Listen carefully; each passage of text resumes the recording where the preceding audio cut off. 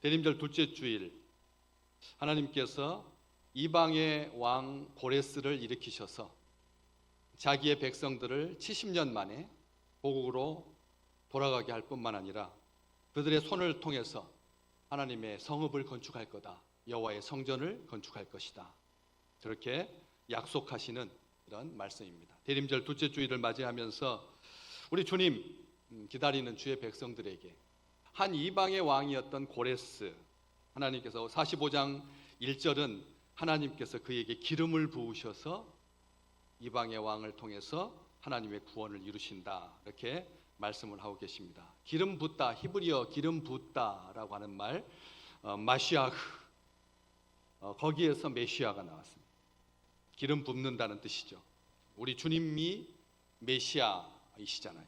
그래서 주님을 통해서 하나님께서 자기 백성들을 구원하신다라고 하는 예언의 말씀인데, 이거 실제로 지금 이란 지역의 페르시아의 초대 왕이었던 고레스, 아버지를 이어서 왕이 됐는데 메대를 정복하고 메대와 파사 제국을 이루고 리디아와 아나톨리아 왕국을 정복하고 마침내 당시에 가장 강대국이었던 바벨론을 정복해서 무적의 승리자라고 하는 칭찬을 들은 그런 대단한 왕이었습니다.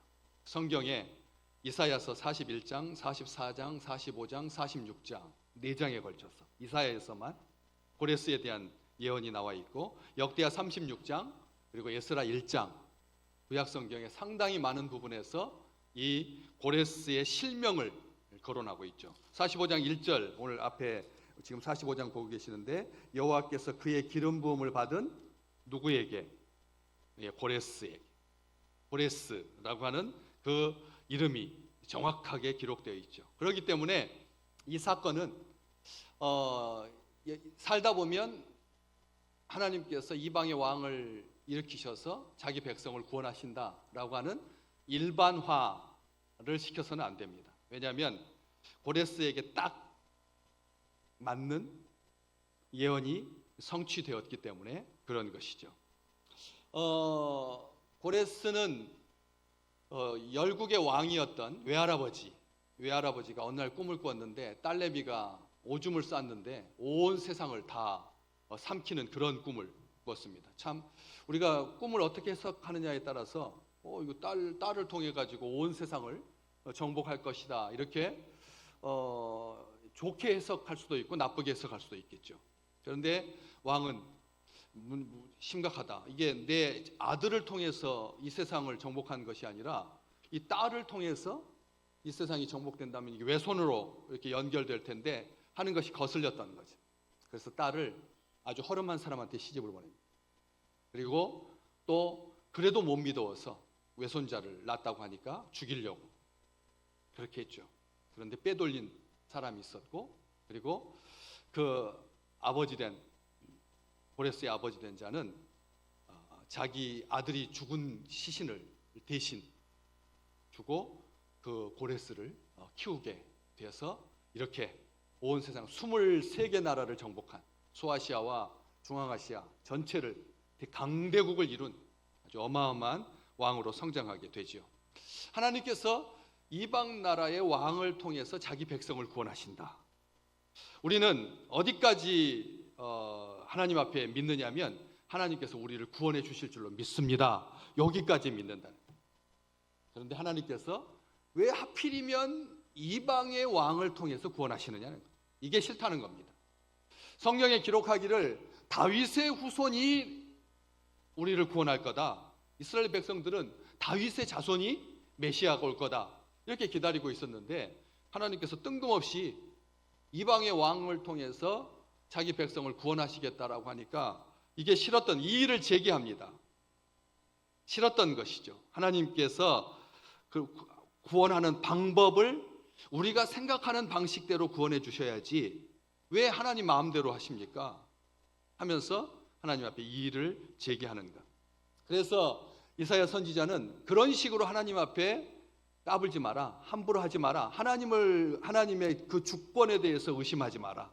하나님의 주권에 대해서 의심하는 것은 오늘 본문 말씀 위쪽에 9절과 10절 말씀에 보면 질그릇이 토기장한테 왜 나를 이렇게 험하게 빚었느냐라고 따지는 거하고 똑같지 않느냐. 이 세상에 어떤 질그릇이 자기를 빚는 도공에 그 손을 미워하겠느냐. 또 10절 말씀에 이것은 마치 페류나가 자기 부모를 향하여서 왜 나를 이렇게 낳았습니까? 라고 따지는 것과 뭐가 다르냐. 이사야 선지자는 그렇게 엄중히 경고한다는 거죠. 우리는 믿음이라고 하는 것이 굉장히 자기중심적입니다. 그래서 하나님께서 이 방법을 통해서 우리를 구원하셔야지만 하나님이시고, 그리고 내가 생각했던 것과 딴판으로 하나님의 구원이 이루어지면 싫어한다는 거예요. 하나님의 구원이어도 싫다는 거죠. 요나가 그랬습니다. 하나님, 아니 어떻게 그 니느웨를, 우리나라를 괴롭히는 나라를 하나님 구원할 수가 있습니까? 싫었어요. 하나님 그러지 마셔야죠. 하나님의 구원도 싫었습니다. 그 요나의 마음이 바로 이스라엘 백성의 마음이었던 것이죠. 하나님의 구원만 믿는 것이 아니라 하나님의 구원의 방법까지 믿으시기를 주의 이름으로 축복합니다.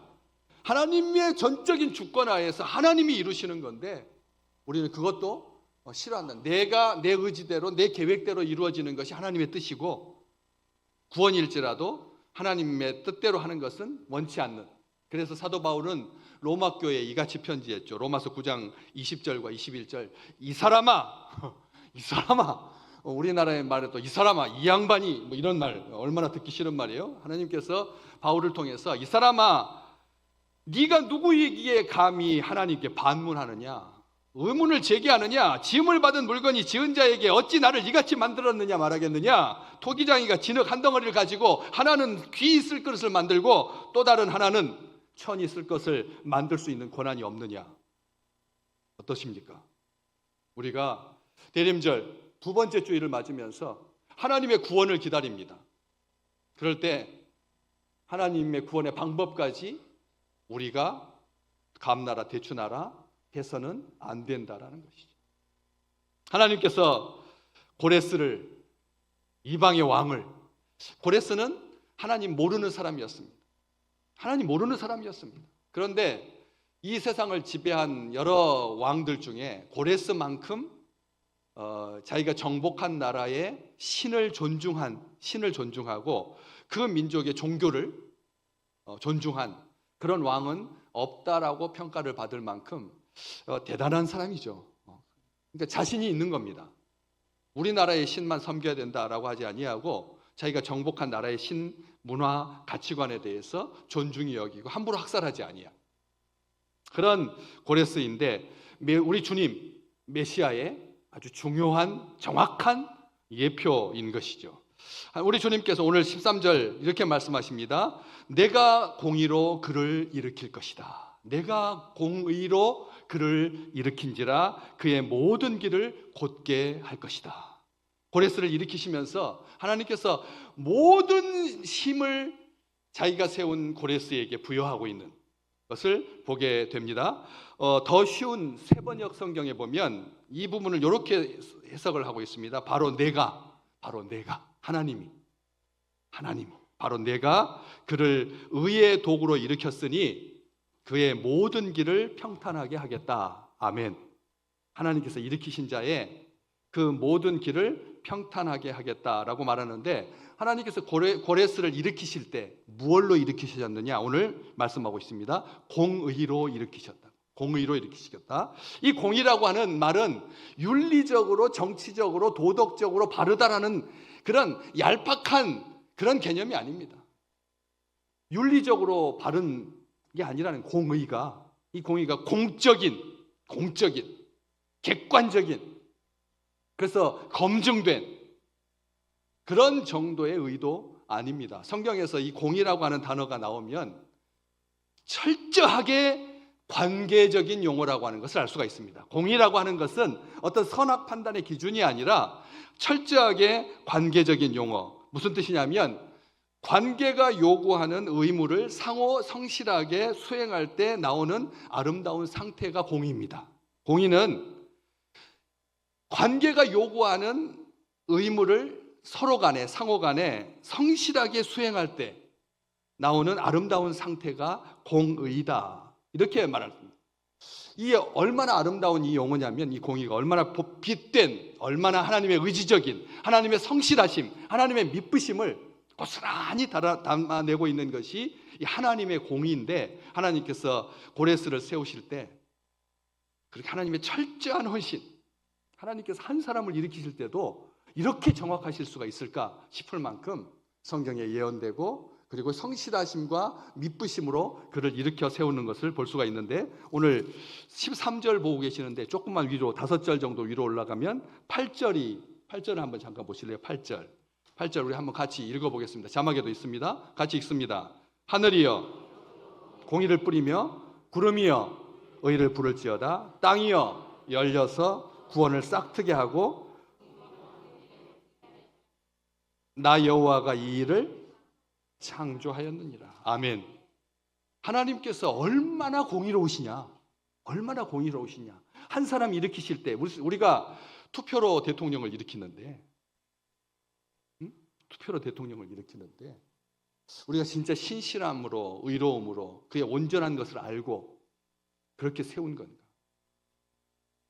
하나님께서 이방의 나라의 왕을 세우실 때도 온 하늘, 온 땅, 모든 것들을 다 동원하셔서 정말 아름답게, 그래서 유대인들이 바벨론 포로에서 돌아와서 누리게 될 복된 세상을 가리키는 이 시어로 되어 있는, 이게 시입니다. 시.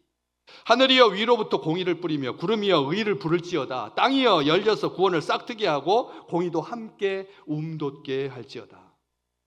이 세상에는 하나님의 이 의를 설명할 수 있는 단어가 없습니다. 우리가 지난주에 예배 드리고 한 주 만에 지금 예배를 드리고 계시는데, 우리는 이미 가치관이 달라졌습니다. 세상을 바라보는 눈도 달라졌고, 지난주하고 이번 주는 같은 하늘인데, 같은 서울인데, 우리가 느끼는 이 감정은 벌써 얼마나 많이 달라졌는지 깜짝 놀랐습니다. 다들 얼마나 놀랐습니까? 그런데 그렇기 때문에 관계가 깨어지면 신뢰도 깨어지게 되고, 그리고 평안도 사라지게 되고, 의도 없어지게 된다고 성경을 통해서 말씀하고 계십니다. 모든 균열은 그 중심에 죄가 자리 잡고 있습니다. 죄가 자리 잡고 있는 것입니다. 모든 균열, 관계의 깨어짐은 죄 때문인데, 죄 때문에 인간은 불의한 존재가 되었습니다. 하나님께서 하시는 일은 모두가 다 의롭으십니다. 하나님께서 하시는 일은 모두가 다 의롭습니다. 불의가 전혀 없으시죠. 그래서 하늘에게 명하여 공의를 내리게 하시고, 구름에게 명하여 비처럼 의를 쏟아지게 하시고, 땅에게 명하여 구원이 싹나게 하시고, 공의가 움돋게 하신다.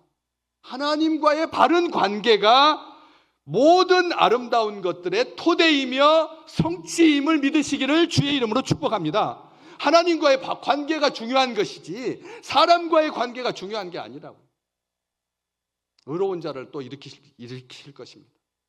봄에 대선이 치러질지 여름에 대선이 치러질지 우리는 모릅니다. 우리 손을 통해서 지도자를 뽑을 겁니다. 그런데 과연 그가 의로운 자일까요? 과연 그가 하나님의 공의를 실천할 그런 멋진 고레스와 같은 그런 지도자일까요? 우리가 기도하지 않은 채 분위기 받아서, 여론 따라서 그렇게 행할 때 하나님의 공의가 이 땅에 나타날 수 있을까요? 하나님은 고레스를 세우십니다. 1절부터 45장 1절부터 쭉 12절까지 계속 나오는 내용입니다. 오른손으로 그를 붙들어 주십니다. 하나님께서 오른손으로 붙들어 주신다라고 하는 말은 하나님께서 능력을 주신다는 뜻이죠. 하나님의 오른손은 힘 있는 손이니까 하나님께서 붙들어 주셔야 합니다. 그가 속한 당이 그를 지키지 못합니다. 하나님께서 붙들어 주셔야지만, 능력의 손으로 붙잡아 주셔야지만 하나님의 의를 행할 수가 있는 것이죠. 그의 모든 길을 곧게 하십니다. 열국으로 그 앞에 항복하게 하십니다. 특별하게 유념해야 될 표현이 있는데, 하나님께서 그 고레스 왕 앞에서 왕들의 허리를 풀었다라고 하는 표현이 나오고 있습니다. 왕들의 허리를 풀었다라고 하는 말은 열국의 군사력을 약하게 만드셨다는 뜻입니다. 약육강식의 시대를 우리가 산다면, 우리가 이렇게 이 전난을 겪고 내란을 겪으면서 우리나라의 안위를 무엇으로 보장받을 수 있을까요? 무엇으로 이 나라를 지킬 수가 있을까요? 주변의 왕들의 허리띠를 하나님께서 풀지 않으시면, 그 군사력을 약하게 만드시지 않으면 23개가 나라가 넘는 족속을 정복한 고레스의 그 힘이 어디에 있느냐? 내가 그를 세웠기 때문이다. 내가 공의로 그를 일으켰고 그의 앞길을 편안하게, 평탄하게, 반듯하게 했기 때문입니다. 특별하게 또 문을 열고 성문을 그 앞에 닫지 못하게 하셨기 때문이다. 하나님께서 성문이 뚫려서, 성벽의 문이 뚫려서 무너져서 다시는 문 기능을, 문 구실을 하지 못하도록 하나님께서 막아주셨기 때문에 고레스가 열국의 왕이 될 수가 있었다. 승리를 보장해 주셨다는 말입니다. 어떤 어리석은 자의 말, 어떤 자의 말처럼 공의와 힘은 철저하게 여호와께만 있습니다. 공의와 하나님의 의와 힘은 하나님께 속한 것입니다. 어디 있습니까? 오늘 뒤로 쭉 내려가셔서 24절에 나와 있습니다. 하나님에 대해서 어떤 자가 이런 말을 했다는 거죠. 세상에 돌아다니는 말인데 선지자는 그 말을 빌려다가 하나님께서 공의와 힘이 여호와께 있다라고 하는 그 말로 쓰고 있습니다. 특별히 앞으로 앞에 2절로 다시 올라가 보면 내가 너보다 앞에 가서 험한 곳을 평탄하게 할 거다, 이렇게 말씀을 하십니다. 평탄하게 하신다. 내가 너보다 앞서가서. 그 뒤에 곧바로 이어지는 표현, 놋문을 쳐서 부수고 쇠빗장을 꺾어서 하나님께서 고레스의 앞길을 평탄하게 하신다. 하나님께서 그와 함께 계신다. 하나님께서 그를 도와주신다. 그런데 이 놋문을 쳐서 부순다라고 하는 이 표현이, 그러니까 그 바벨론이라고 하는 나라의 문이 놋으로 되어 있고 하나님께서 그 놋문을 깨뜨려서 그래서 바벨론을 정복하게 하셨구나, 이렇게 그냥 이해할 수 있는 말인데, 사실 이 지구상에 존재하는 어떠한 제국의 성벽의 문도 놋으로 되어 있는 경우는 한 번의 예외도 없습니다. 왜? 놋문은 튼튼한 것 같아도 무거워서 아무 나라도 자기 나라의 성벽의 문을 놋으로 만드는 나라가 없다는 것이죠. 그런데 타키투스라고 하는 역사가가 바벨론의 모든 성문이 다 놋으로 되어 있다. 100여 개가 넘는 성벽의 문이, 그러니까 성벽의 문이 100여 개라고 하면 우리가 생각할 때 우리나라의 성벽은, 이 조선시대 우리나라의 성벽은 문이 몇 개죠? 예? 우리나라 이 조선, 이 서울을 둘러싸고 있는 성벽의 문이 동서남북 네 문에다가 사이 소문 해가지고 8개였거든요. 한 나라의 문도 8개 정도면 큰 성인데 바벨론의 성문은 몇 개였다고요? 100개가 넘었다고. 그러면 얼마나 컸겠습니까? 말을 타고 전차를 타고 성벽 위에서 그렇게 차 2대가 말이 엇갈리면서 달릴 수 있는 그 넓이에다가 밑은 더 넓고 해가지고 거기 한 바퀴를 다 돌려고 하면 사흘이 넘는, 마차를 타고 달려도 사흘길이 되는 그런 강대국인데 어마어마한 큰 나라입니다. 거기에 성벽이 100여 개가 있는데 문이 다 뭘로 되어 있다고요? 놋으로 되어 있었다. 하나님께서 그 놋문을 부서뜨려 주셨다는 거죠. 불가능해 보이는. 그렇기 때문에 이 고레스라고 하는 임금은 바벨론을 무너뜨린 바로 그 고레스지, 이 세상에 앞으로 태어나게 될, 성장하고 그 다음에 없어지고 다시 또 성장하고 하는 그런 일반화된 역사 속에 나오게 될 어떤 임금을 말하지 않는다. 딱 바벨론을 멸망시킨 고넬료를 의미하고 있고, 하나님께서 그에게 함께 해주셔서 그를 공의로 일으켜 주셨다, 힘을 부여해 주셨다는 거예요. 특별하게 또 3절 말씀해 보면 고레스에게 흑암 중의 보화와 은밀한 곳에 숨은 재물을 주어서 그의 이름을 부르는 자가 하나님께서 이스라엘의 하나님인 줄 알게 하셨다. 하나님께서 고레스를 세우실 때 그에게 군사력만 주신 것이 아니라, 능력만 주신 것이 아니라 뭘 주셨다고요? 흑암의 보화, 흑암 중의 보화, 가장 깊은 곳에 감춰져 있는 보화와 은밀한 곳에 숨어 있는 재물까지 싹 그에게 줬어. 이 세상에 누가 부자입니까? 누가 재력이 있는 자입니까? 얼마만큼의 재력이 있어야 재력이 있다고 할 수가 있습니까? 그의 가지고 있는 재산의 가치가 주식이 날아가면 하루에라도 3조 원이 날아가는 시대인데 누가 진짜 재물의 소유자입니까? 눈에 보이는 재물이 다입니까? 하나님께서 감추어 주신 그 보물이 보물 중에 보화고 보화 중에 보화인데 주님께서 그에게, 고레스에게 모든 보물을, 숨겨져 있는 보물까지 다 주어서, 목적이 뭐냐? 하나님께서 이스라엘의 주권자이심, 온 우주의 창조주이시고 하나님이심을 알게 해주셨다고. 특별하게 4절 말씀에 보면 그에게 영예로운 이름, 칭호를 주셔서 이스라엘을 돕게 하십니다. 하나님께서 그를 얼마나 철저하게 함께 계시고 그를 통해서 일하셨는지. 그는 바벨론을 정복하고 나서 다니엘이 전달해 준 성경책을 보게 됩니다. 다니엘, 우리가 아는 다니엘이 정복왕 고레스에게 이사야 성경책을 건네줍니다. 두루마리로 된. 거기에서, 그 두루마리 속에서 무엇을 발견하느냐면 자기보다 200년 전, 자기가 태어나기 200년 전에 자기 이름이 이사야서에 기록되어 있다는.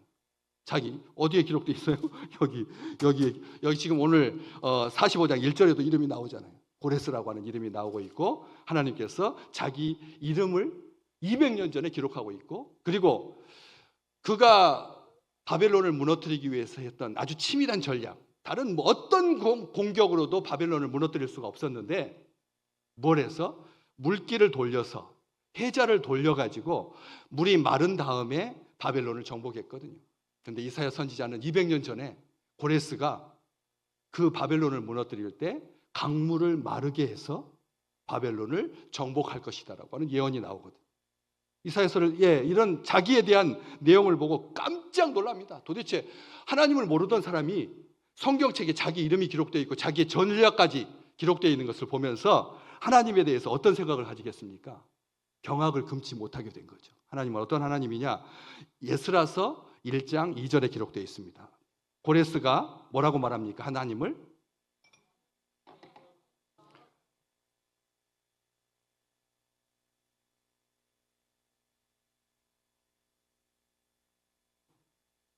이 에스라서에 자기 이름이 기록되어 있고, 이사야서에 자기 이름이 기록되어 있고, 에스라서에 자기 하나님을 뭐라고 고백하고 있느냐면 하늘의 하나님 여호와께서, 하늘의 하나님 여호와께서 나에게 힘을 주셔서 모든 세상의 모든 나라를 정복하게 해주셨다. 나에게 명령하여서 유다 예루살렘에 성전을 건축하라고 하셨다. 이게 기록되어 있다고 하는 거죠. 여기만 기록되어 있을까요? 에스라서 1장 3절 4절에도 이스라엘의 하나님은 참신이시다. 아멘. 이스라엘 하나님은 참신이시다. 정말 교만할 수밖에 없는, 얼마든지 교만해도 되는, 온 세상을 정복한 자로, 자기 이방신인데, 자기가 믿지 않는 신인데 하나님께서 자기를 통해서 하나님의 백성을 고향으로 돌아가게 할 뿐만 아니라 값없이 돌아가게 할 거다. 대가 받지 않고 돌아가게 할 거다. 바벨론에 있어 바벨론에게 포로로 끌려온 이스라엘 백성들은 그 노동 가치가 이스라엘에 남아있는 정말 별변치 못한, 노예로도 쓸모없는, 포로로 잡아가기 애매한 그런 사람들하고 비교해 봤을 때 머리적인 측면이나 가슴적인 측면이나 모든 면에서 탁월했거든요. 그렇기 때문에 그 노동 가치에 대해서 누구보다 잘 알고 있었던 이 고레스가 그 자기 땅으로 이스라엘 백성들을 보내면서 값없이 보낼 거다. 오늘 이사야 선지자는 분명히 말합니다. 사로잡힌 내 백성을 값이나 갚음이 없이 놓으리라. 그를 통해서 이렇게 예언되어 있는 것을 보고 하나님을 참신이라고 하고, 그 하나님께서 나를 세워주셨다. 3절 4절 말씀 잠깐 더 보시면, 너희 중에 그의 백성된 자는 다 유다 예루살렘으로 올라가서 뭘 하라?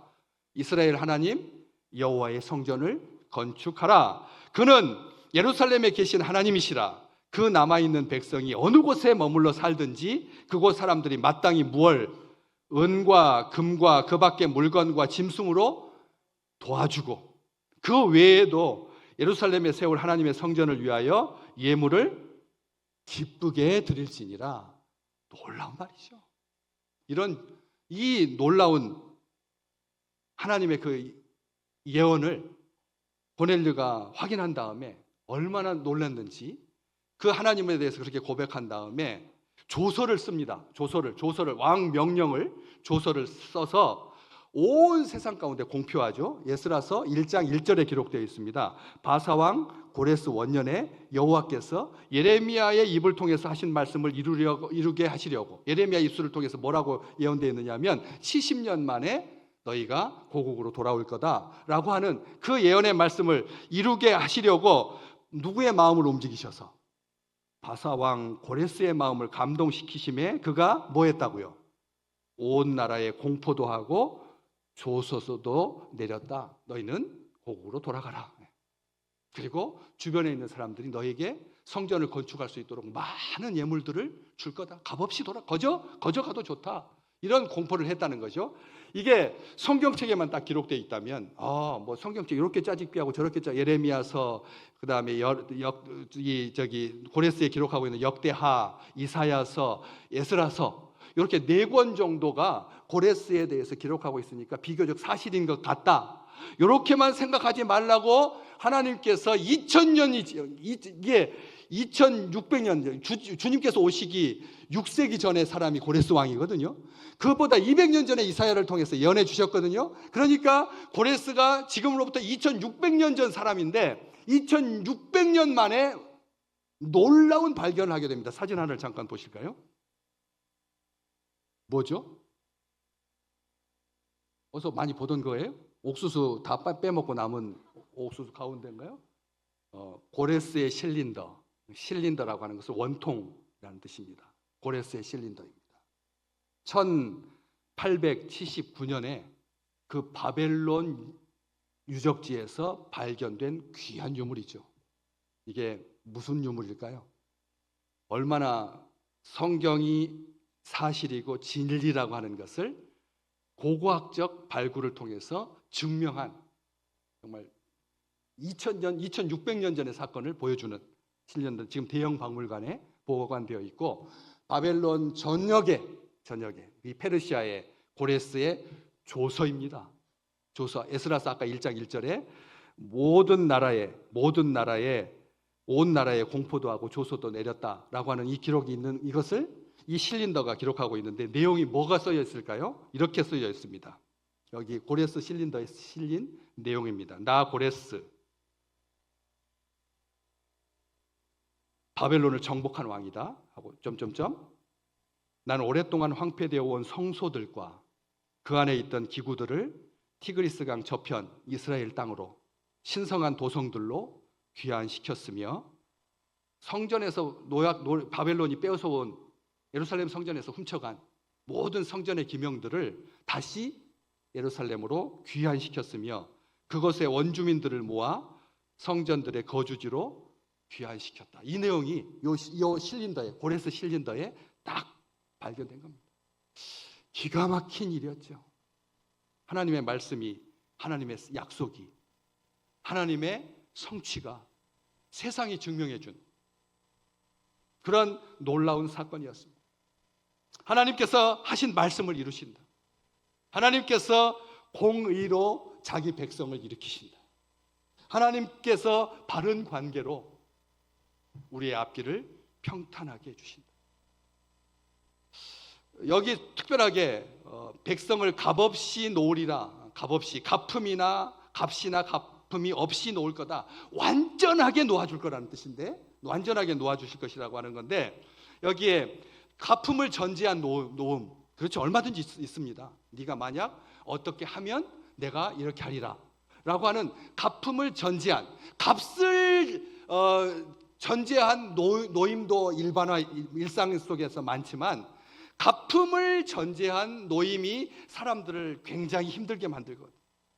전제하는 그 전제가. 그런데 우리 하나님은 우리를 구원하실 때, 메시아를 통해서 우리를 구원해 주실 때 그런 전제 조건을 가지고 우리를 구원하지 않으신다는 거예요. 완전한 자유로 우리를 구원해 주시는데, 그 노을이라고 하는 이 히브리어 단어가 두 가지.